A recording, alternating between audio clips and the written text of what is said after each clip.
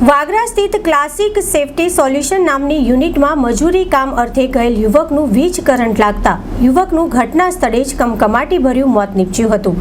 ઘટનાની જાણ પોલીસને થતાં પોલીસ દ્વારા વધુની કાર્યવાહી હાથ ધરવામાં આવી હતી। વાગરા સ્થિત ક્લાસિક સેફટી સોલ્યુશન નામની યુનિટમાં મજૂરી કામ અર્થે ગયેલ યુવકનું કરંટ લાગવાથી કરુણ મોત નીપજવા પામ્યું હતું। વાગરાની જીબી ચોકડીથી આશરે 200 મીટર દૂર પખાજણ જવાના માર્ગ ઉપર ક્લાસિક સેફટી સોલ્યુશન નામનો યુનિટ આવેલો છે, જ્યાં આજરોજ બપોરના અરસામાં કંપનીનું મટીરીયલ ભરીને એક આઈસર ટેમ્પો આવ્યો હતો, જેને ખાલી કરવા માટે વાગરાની નવીન નગરી ખાતે રહી મજૂરી કામ કરી પેટીઓ રડી ખાતા મુકેશ ઉર્ફે મીઠાભાઈ રાઠોડ જેઓ મજૂરી કામ કરવા માટે ત્યાં ગયા હતા। ટેમ્પા ચાલકે યુનિટ બહાર રિવર્સમાં ટેમ્પો ગોઠવતા મુકેશભાઈ તેમજ તેમના સાથીદારો ટેમ્પા ઉપર ચડતા ઉપરથી પસાર થતી જીબીની હાઈટેન્શન લાઇન સાથે મુકેશભાઈનો હાથ અડી જતા મુકેશભાઈનું ઘટના સ્થળે જ કમકમાટીભર્યું મોત નીપજ્યું હતું।